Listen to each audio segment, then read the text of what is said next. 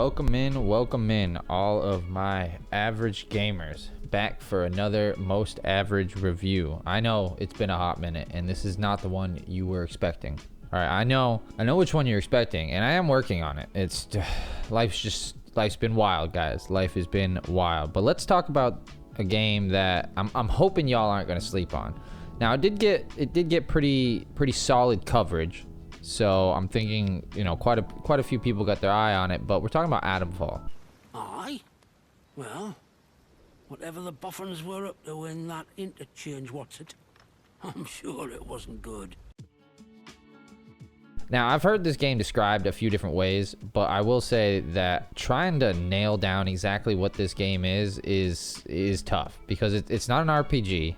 It's not an open world. It's not a linear action adventure game. It's not a narrative driven. I mean, it is narrative, but it's a strange one. I like what Rebellion is trying to do here. Now, there is some jank, mind you. There is some jank. Okay, there's definitely some times where the AI is a little silly and such. But I wouldn't go as far as saying it's British Fallout because there's a lot of things that Bethesda, Elder Scrolls, Fallout do that this game just doesn't. But the one thing that's interesting is it is very open-ended. Now, if you've beaten the game already, you are able to just beeline, do objectives, skip dialogue, and probably beat the game in 3 hours, an hour, somewhere like that. Now, it took me 17 hours to beat the game, I think, to get to my final credit, but I doubled back and retried things and, experimented with dialogue and stuff like that. But I would say all in all, it's probably a 10 to 15 hour game, depending on how thorough and how much you like to just look around and stuff like that. Now, this game is absolutely gorgeous, especially if you're into this type, because I will say there's not a whole lot of diversity amongst biomes. There is some diversity, and you can definitely tell which biome you're in, which open space you're in when you go to each one for sure. There's a total of, let's see, we got Slatendale, Skethermore, the Woods, the Interchange, which is like an underground bunker, and Wyndham Village. 5 regions, all in all. And each one definitely, especially when you go to the Interchange,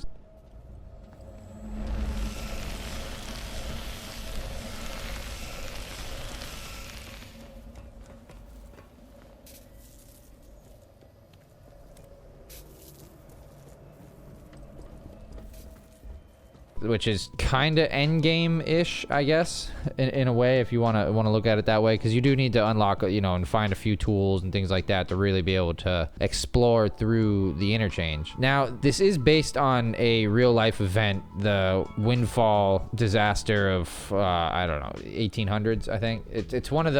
It's before Chernobyl. It's if I remember correctly, it actually happened before Chernobyl, and it's really one of the world's first big nuclear disasters. But this is in an alternate timeline where Windfall had some experiments, some things going on, some shit we didn't know about, some government secrets, if you will. I do like the fact that, if we're talking about the world and how everything's designed, the one thing that I think you can really compare to Fallout would definitely be environmental storytelling. The amount of clutter that's around, the amount of detail and really breath of life that's given to each region, each zone, each little nook and cranny, if you will.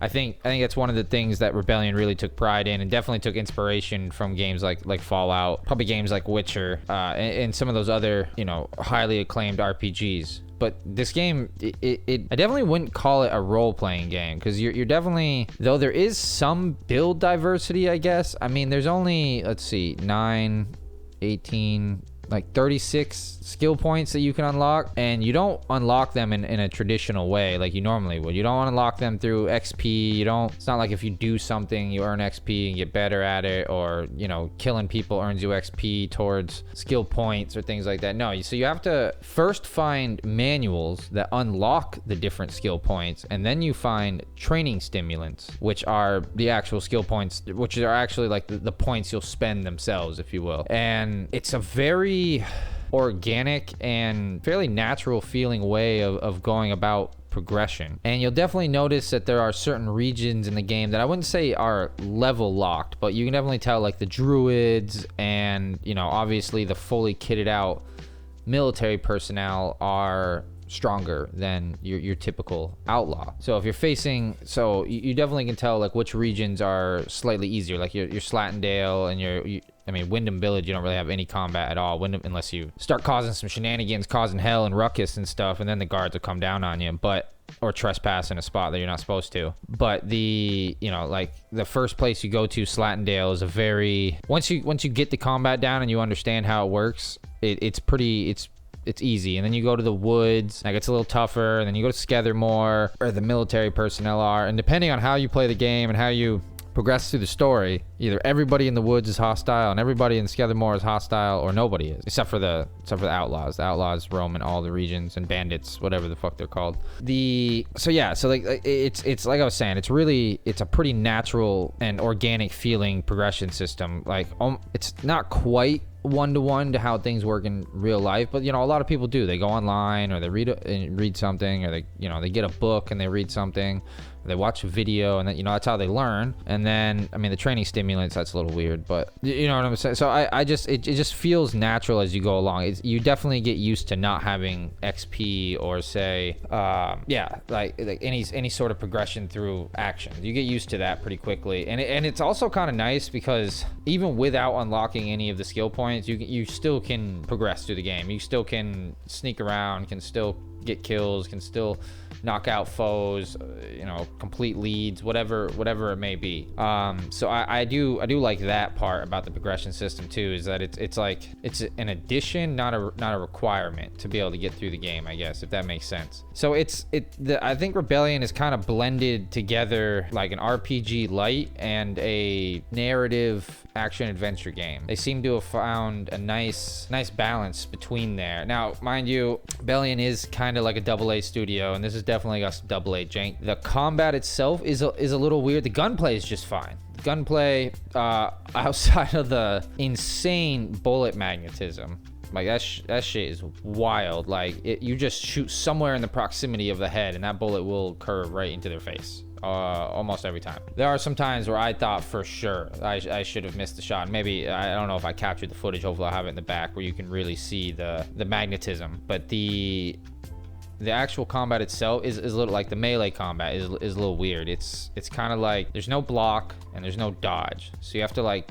just kind of stay on the move, and when someone attacks, you basically just hold down on the joystick or S on the keyboard and back up, and basically try to just avoid whatever may be coming at you. And then you can do a kick, which does stun enemies, and then you can upgrade it and make it like a guaranteed stun every time. And that's kind of like your way of interrupting an attack or stopping an opponent from attacking you, and then you just go fucking balls to the wall in their face with whatever weapon you have. I mean, sometimes you just beat the shit out of someone with your fist. Just straight beat them down, man. It's pretty satisfying. But yeah, I would say the most amount of jank is probably in the melee combat. The gunplay is fine. If you've ever played a Sniper Elite game, you know that Rebellion's got the gunplay, locked down for sure. The ragdoll physics and the kill animations and stuff like that are definitely on point, as always with Rebellion games. And it's satisfying and it's fun to get kills, and I wouldn't really say you can set up traps, but you can kind of like lure everybody into one area and then like throw a Molotov on them or something like that, or you can lure people into their own traps that are set. So yeah, overall the gameplay is fine. It's nothing that's gonna blow your mind or anything like that. It's got your basic sneak, where you crouching through tall grass. I will say the stealth is a little weird because there's no like day-night cycle. Everything is just one time a day, always. It doesn't really seem to play on like shadows at all. So like if you're in a unlit area, like I don't know, it was weird because there'd be times where I'm like, I mean, in real life, yeah, the person would spot me, I would get that, but like in video games, like there's a little gaminess to it when you be sneaking around, a little bit of that video game logic where like, oh, okay, I'm in a dark area, he's not gonna see me, but then they do. And then like they notice you real fast. Like there's no like if you just try to peek your head around a corner and see if someone's looking, if they are looking at you, you're noticed almost instantly. And that was one thing that was kind of a bummer, but I will say audio design is very, very well done. Very good audio. So if you use your ears, you can usually tell where someone is, at least. You just don't know which way they're facing. Quarantine protocol is in effect. This door must remain sealed.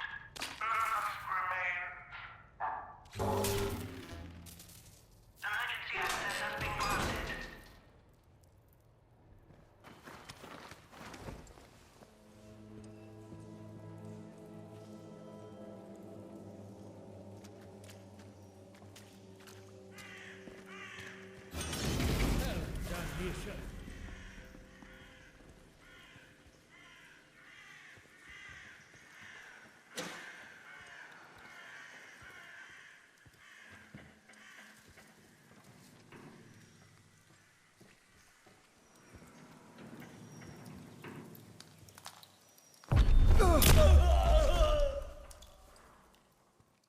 So I do wish the game had some sort of like lean or peak mechanic. That would be nice. And then the other thing too, like if you can like crouch through little crawl spaces and stuff, and you would think that like the crawl space would be an area where you're allowed to like peek through and see what's on the other side of the wall, but no. If they're facing that crawl space and you're going through it, you're noticed immediately. So those were some of the things that I wasn't super stoked about, and I ended up kind of just going guns blazing. I kind of gave up on stealth, which is weird because usually stealth is always my go-to, but I just wasn't really a fan of stealth in this game. That part kind of disappointed me. I will say I think the game length is definitely a good length, because around 10-12 hours I was like, all right, I think I've seen everything, done everything, and I'm kind of, I wouldn't say bored, but definitely the combat was, I was running away and just avoiding more combat towards the end than I was in the beginning, especially because I was already kitted out. I was already looted everything I needed, already had all the gear I wanted, so killing was just kind of wasting inventory because ammunition is tough to come by, which kind of brings me into the whole looting and bartering system, which I think is super cool. I actually am surprised more like post-apocalyptic games haven't played around with this bartering type system. So there is no currency, there is no like bottle cap or old school gold or any type of currency whatsoever. So people just barter. So like if somebody has a health kit, you'll trade them, like a Molotov or a couple Molotov cocktails, or maybe a gun or some ammunition in trade of that first aid kit, or say maybe a training manual, or maybe a weapon that they have, or bandages, or whatever it may be. And I think that's actually a wicked cool system. I applaud that. I think Rebellion really on something with that, and I think other game designers should take note and should basically just copy. I think it's really cool, specifically for a post-apocalyptic setting. I wouldn't say it would work for every type of game, but I think it's pretty cool. And I think the final thing that we would really touch on now at this point, we talked about the world, absolutely gorgeous. Each biome is definitely similar but distinct, and you'll see it in the background in the footage that I have, just how, I guess, not awe-inspiring, but definitely, like, if you're into video game environments and landscapes and stuff like that, like if you like Ubisoft open worlds because they're just fucking gorgeous, I think this is right up your alley. I think they did a really good job. I think the environment looks great. Pretty positive it's Unreal Engine 5, and yeah, I think they just knocked it out of the park. Even the facial animations and character animations and everything like that, I think are done really well. I didn't really see any real weirdness or issues with that I do see a lot of times. That's one thing that Unreal does do well, is definitely character animations and animation blending and smoothing. But yeah, the final thing to really talk about is the story and how Rebellion went about it. So it's definitely not linear. I wonder, perhaps if you can find it and open it. Listen, I used to work these mines. The biggest one, the boffins took over when they arrived, started building something inside. Now, what did they call the place? Oh, but yes, Interchange. That was it. I never heard the voices say that name. I'm sure I have. They closed up the old mine entrance, but I suppose they must have hidden a new one elsewhere. Mayhap the voices are ghosts trapped inside. Mayhap opening a way to them will make the voices happy. Mayhap they'll leave me alone then.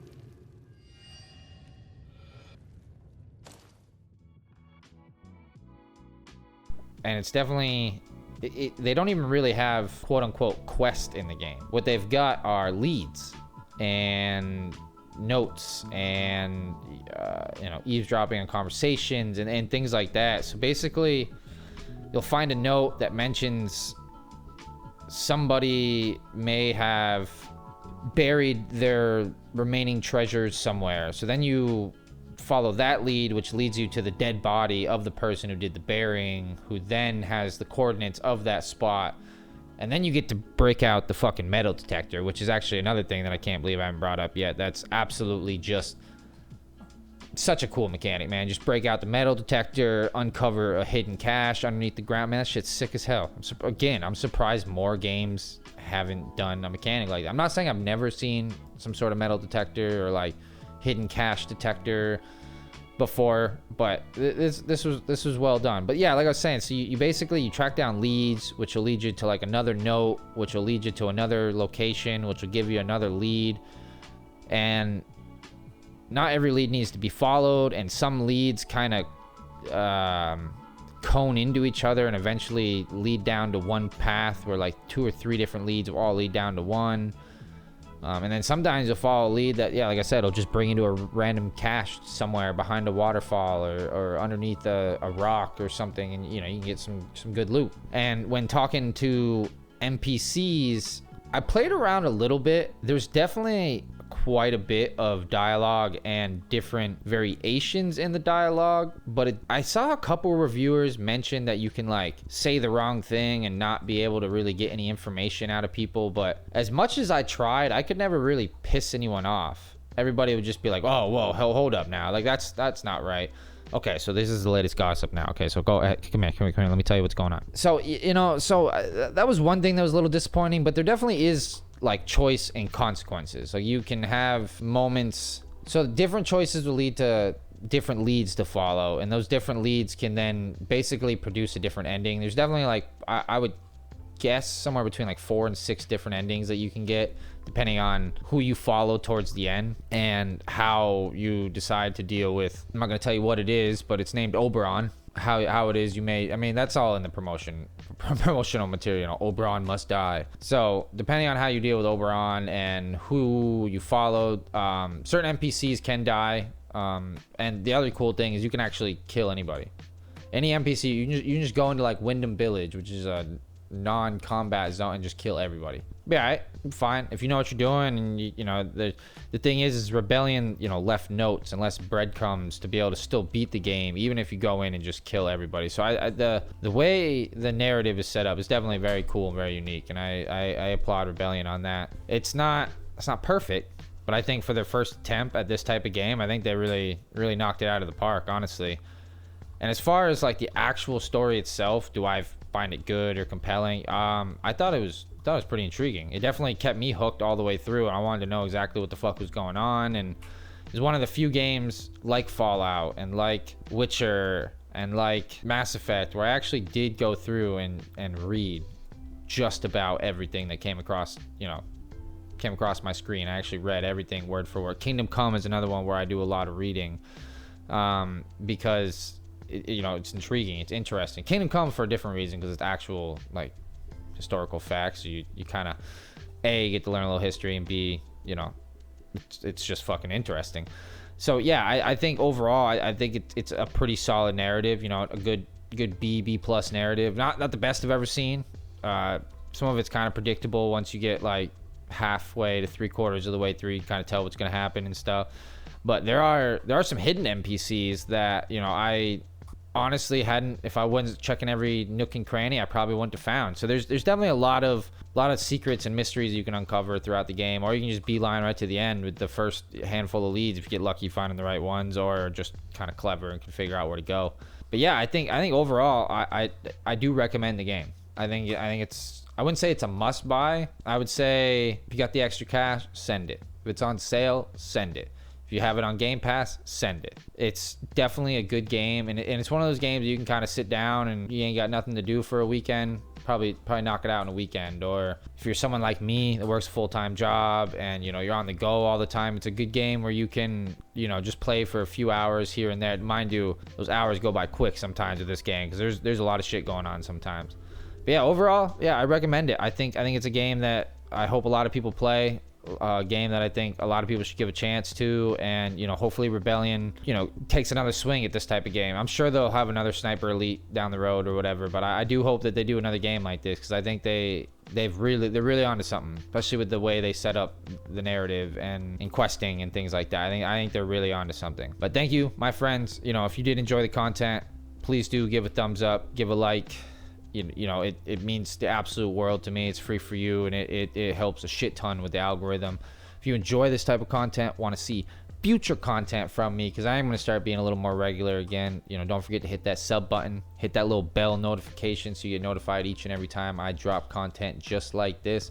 And as always, my friends, stay safe, stay healthy, stay sexy, and go make some average plays. And I will catch y'all on the next one. Deuces, y'all.